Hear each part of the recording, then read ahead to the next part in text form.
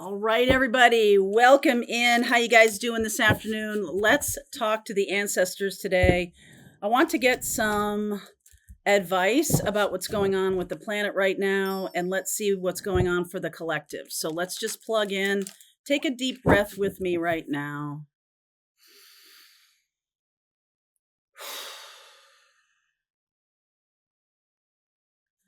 All right, little piece. Let's see where we're going. Oh, beautiful energy. Home. I like that. Karmic path. Of course it is. Of course it is. Of course it is. Spiritual cleansing and shadow. So lots of shadow coming up right now. Lots of parts of ourselves that we may, I don't know, reject seems like such a hard word, but it's true that that's what shadow is. It's parts of ourselves that we don't like to see, that we don't like to admit to. And so we jam them down. We, don't own things. I don't care how spiritual you are. Y'all aren't perfect. I'm not perfect. Everybody's got shadow energy that they need to look at. And I feel like that's what we're really being asked to do right now is to anchor ourselves and really look at our own shadows and also the shadows of the collective and what is showing up right now. A lot of fear on the planet, a lot of anxiety, hesitation, depression, and also just this sense of uncertainty. A big wave of uncertainty has really flooded through the end of July here. So, ancestor message, please. Five of Pentacles. There it is. Five of Pentacles. Queen of Wands. Oh, look at that. Seven of Cups. The 10 of Pentacles. And the Two of Wands. It's like, what's the next decision? What's the next plan? What's the next choice? And I just feel like some of you might be really longing for some kind of home. All right. Some kind of, what was it that my friend used to call it? Like an ass groove, like comfortable place, and something that's not unhealthy for us at the same time. So ancestors coming through here with the moon. I know that full moon in Capricorn is so loud right now. It's showing up on the 21st of July, 29 degrees. We have Pluto retrograding right now, the Three of Cups, the Ace of Cups. I'm just seeing like there's some particular shadow karmic contract right now with humanity, with people, with the collective that I'm plugging into, needing to face this, needing to stop acting like there's no shadow or acting like everything's fine all the time, everything's wonderful all the time. Okay, the Knight of Cups, the Nine of Wands, and the Knight of Swords, the 10 of Cups, the Four of Pentacles, and the Seven of Wands. And I just feel like there's a little sense here of I'm afraid to kind of let my true self out, or I'm afraid to let people see who I truly am, because I'm ashamed of this part of myself, or I don't like this part of myself. I don't like that I have anger. I don't like that I have insecurities. I don't like that I have rage. I don't like any of that stuff. And so for some of you, this has really blocked your ability to have deeper relationships because you're not willing to show who you truly are. Then authenticity and vulnerability and love really becomes impossible. Because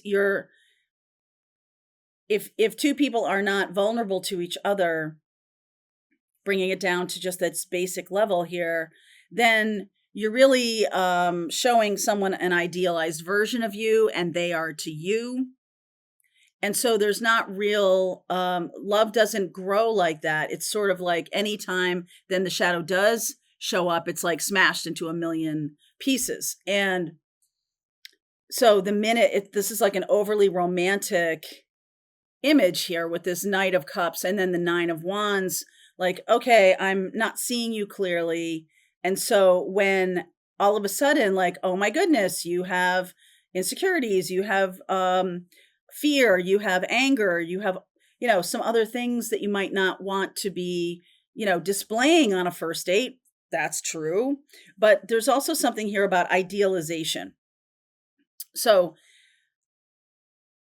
there's extremes, right? There's extremes. The extreme of the perfection of you, the extreme is the absolute abomination that is you. It's like all the most terrible parts of you versus all the like idealized perfect parts of you. And like neither of those two things is true. Neither one of those two things is true. So I feel like right now on the planet we are smashing our idealizations about things so that we can properly move forward. Okay? And if you have idealizations about anything in this life, I feel like they're getting a proper airing, meaning a proper spiritual cleansing. And that's a really good thing. I feel like for the collective, what the ancestors are saying is like, you know what? You can't go on with this idealized version anymore of who you are. It's not the same thing to say, it's not the same thing as this is the thing I want to create.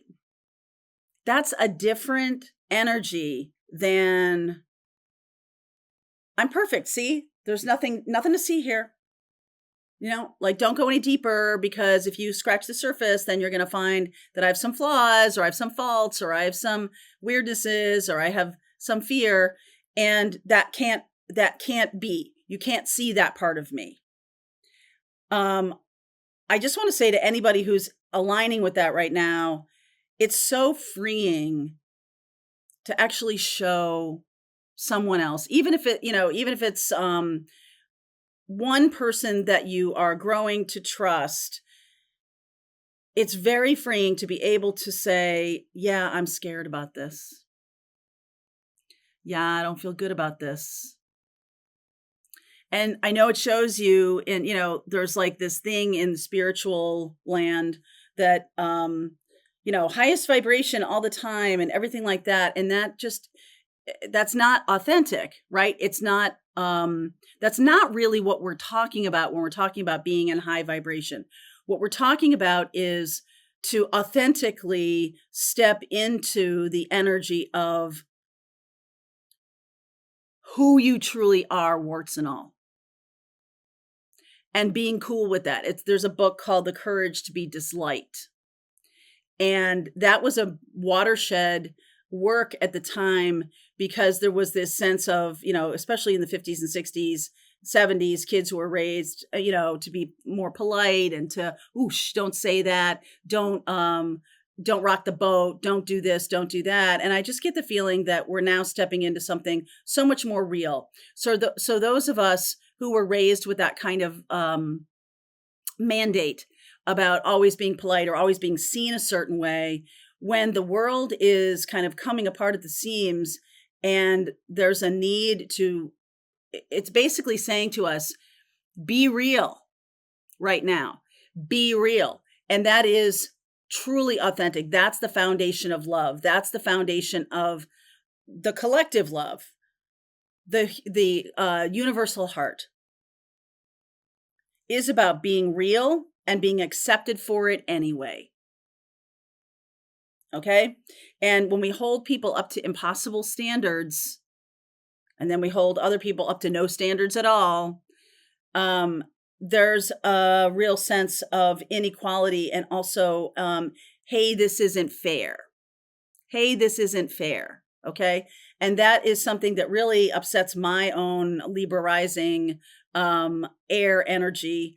A lot of you on my channel, a lot of you are Sagittarians that believe in this, like, the truth, right? Libra energy is about truth as well. Gemini is about getting to the heart of the matter. A lot of you are air and fire, and you probably have other things mixed in. You're way more complicated than just your sun sign. Okay. I just want to say that to you. And one of the things that's so interesting over the next few years, and this is, I'm pulling this up into a big picture thing, because we are looking at karmic path energy here.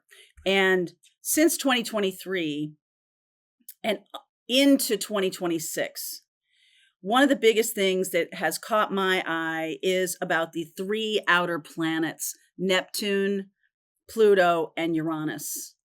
They are all trying to go from, Uranus is going to be in Gemini, going from Taurus energy, from earth to air, right? Earth to air. Pluto keeps bobbing back and forth between Capricorn and Aquarius. So it's ultimately going to be going into Aquarius, and it's going to stay there for the next 20 years. But we're getting a little flavor back in of Capricorn, kind of like a tying up of loose ends. And Uranus and Pluto and Neptune is in Pisces right now, retrograding, but it's going to be going into Aries, so fire. So we're moving away from this water and earth energy, and we're moving into this air and fire energy, which is vastly different. So a lot of the 3 outer planets as well, this is something maybe of interest to you, is that they are generational.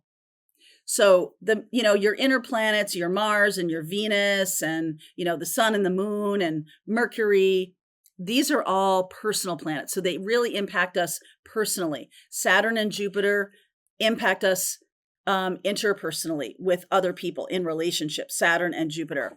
And then the outer planets impact us generationally because they move so damn slow. Okay. So over the next 3 years, we're going to have this sense of moving from Earth. And I'm saying this because of this home card here. We're moving from the energy of earth and water, which is about, structure and solidity. And we're going into air and fire, which is very mutable energy, which is very changeable energy. Neptune moving into Aries. Aries is cardinal energy, which is about taking action. And Neptune is about taking action on our dreams, which is lovely.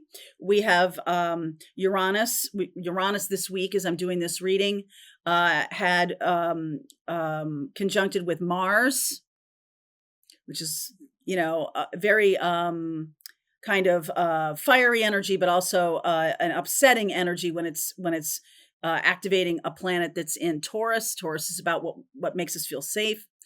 And then Pluto continuing its dance to go between Aquarius and Capricorn. Not going to go into Capricorn. It's in retrograde right now. It won't go into Capricorn until September. But we're having this sense of like moving from these foundational ideas, the things that are at our core, what we believe in, our values, that's going to all come up for debate. What we value, what we don't value. There's just a reconsidering energy here. And it's chaotic. It can be vulnerable. And if we're not willing to look at our own shadow and look at the stuff that we do because of where we come from, because of the lens through which we look, we are all products of our own history. And so you effectively, to make decisions, you kind of look backwards. You look and see, okay, I did this one time and that didn't work out. And it showed me that this is not my value. And so so you're making decisions basically in your past. What happens if what's going on in the world right now is shifting us into a place where we're seeing that the way we have believed inherently needs work? The things that we believe in have shadow. And because we are in a dualistic world. And so how are we going to walk this karmic path? The thing that I have been talking about a lot and that is seemingly coming through this reading again is that to stay anchored, to go inward is a very important thing to do right now, because it's almost like you can't solve the problems or you can't, solve for X. you can't go toward a solution until you can adequately understand who you are. And that is something that I think a lot of us may not have even considered. That, well, why do I have to go back and figure out who I am? I mean, I know who I am and I like this and I hate this, but there's a new set of circumstances. There's new things. There's different things at stake now. There's new things to consider. And it's kind of like we need to look at the shadow. We need to look at our own shadow personally. We need to get a sense of like, okay, this is how I've been making decisions based on my own fear of my shadow or not wanting to see my shadow. And so I keep making decisions that keep bringing me back to my shadow to heal it. It's like, damn it, heal that shadow. Okay. And what that means is that whatever your insecurities are, whatever your feelings, you might have fear of abandonment. You might have some deep-seated feelings of inadequacies or lack of self-worth. But at the same time, like those things can't take over. There also must be this uplifting energy. There also must be, in order to sort of get to where we want to go, personally or generationally or whatever, we need to align ourselves and be honest with ourselves about who we are and what we truly want individually, as societal groups, and what we want as a whole. So I think because this is saying to me that let's drill down into the personal.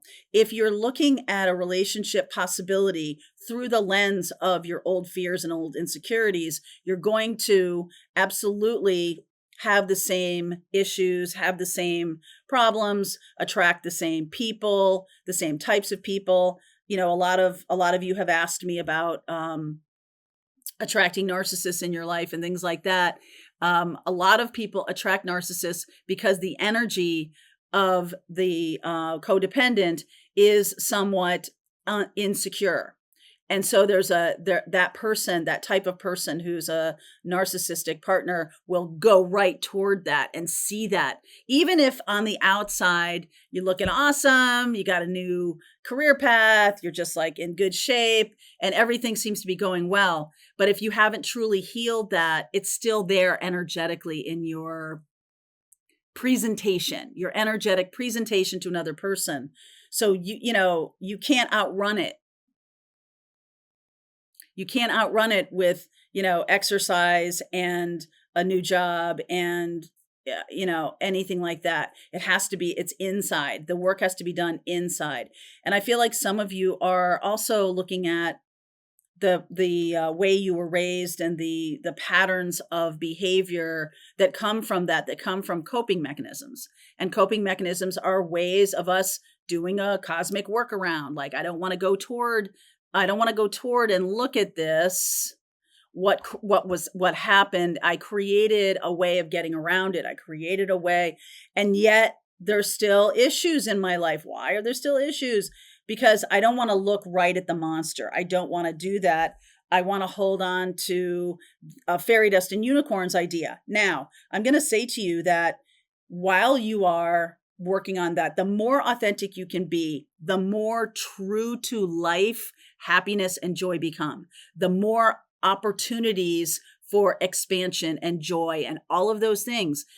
If there's not that real attention, then there's an unanchored feeling, and there's also not a real sense of what do I really want. If you are somebody, and I know I have been this way in the past, and okay, maybe more recently than I care to say, but if anybody has said to you, tell me what you want. What do you want here? And you're a little tentative about that, or you might be like, okay, I'm going to give an answer that I think this person's going to agree with, or something like that. That's shadow. That's not being agreeable. That's not being someone who is who can work with other people to collaborate, or who can make compromises in a positive way. That is something that is a coping mechanism that is keeping you from what you really want. And by the way, you might not even know what you really want. So I feel like the ancestors are saying here that if you do what you've always done, you're going to get what you've always got. So there needs to be some kind of uprooting and shifting and changing of these internal devices or internal mechanisms that aren't really bringing us what we want. Why does this keep happening? Why do I keep having this pattern? So this Knight of Swords, there can be rage, there can be recrimination, there can be, you can kind of turn on yourself here. And I'm suggesting that you don't. High Priestess, and there's that Libra energy of balance, the internal, the intuition, the connection to spirit, Seven of Swords and the Sun. It's like abandoning the thing that has kept us in these lower states, lower vibrations, fear, all of that. Really abandoning that by, I love these two cards together. The High Priestess is about our connection to spirit. It's about our understanding who we are, going inward, doing our work. And the Libra card here of Justice, really nice balance, and saying, yeah, you know what? There's some stuff going on in here that I need to work on. I'm also noticing that these are the things that I don't like about myself so much. I don't like that I'm indecisive. I don't like that I try to create consensus behind other people's back, because that was a coping mechanism when I was growing up. I don't like that I gossip, or I don't like that there's third parties in my life. And I want all that to stop. I don't want that. But yet there's some kind of draw to it because of the dopamine or the whatever, the satisfaction you get from it. So there's right now, there's kind of a tipping point here. And I feel like the Capricorn full moon is saying it's really time. It's time to purge the veneer, the false self. Get real. It's time to get real. All right. It's time to get real, because that is going to bring happiness. That will bring joy. That will bring satisfaction. That will bring intimacy. So happiness and joy, kind of like bumper stickers for things, but satisfaction, intimacy. Now we're talking. Okay. Now we're talking. So Four of Pentacles and the Seven of Wands, Three of Pentacles, the Emperor, the King of Swords, and the Two of Pentacles. Now you got choices.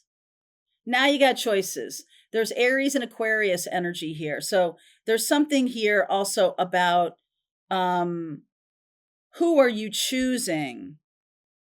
Who are you choosing to build something with? And I feel like there might have been in the past here a person, some of you have had people show up in your life and you might be considering them, or you might have just let someone go because of a third party kind of thing.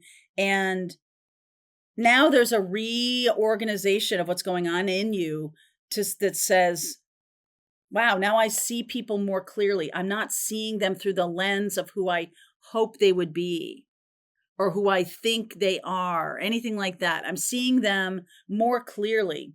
Because one of the things I was talking about with the Pathfinder group yesterday, we were talking about the thing with narcissistic relationships is that it's not like the codependent person is the one without any power here.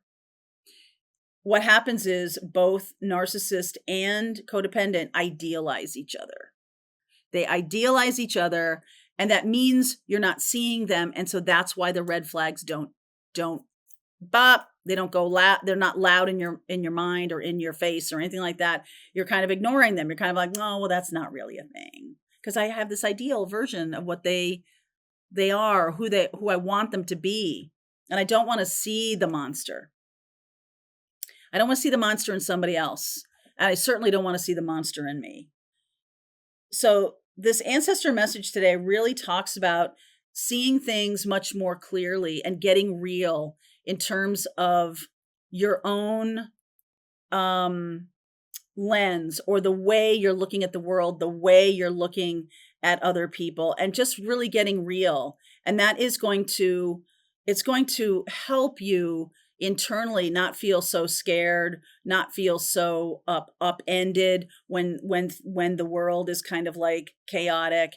It's going to help you know exactly what your true north is. It's going to help you get to the place you want to go. Because if you have a bunch of data that isn't authentic, you're never going to find that roadmap. So I'm going to continue on with this. I will pull cards for each zodiac sign in the extended to give you some individual guidance. But this feels to me like there was a possibility, but that that a possibility was idealized. And so that's why this is coming up. Okay. Link is below if you want to continue on with this ancestor message. I will see you over there. All right, I hope you enjoyed that video. If it was helpful to you, please consider liking this video and sharing it with anybody who might have a need for similar kind of information. And if you like this video, check out these videos.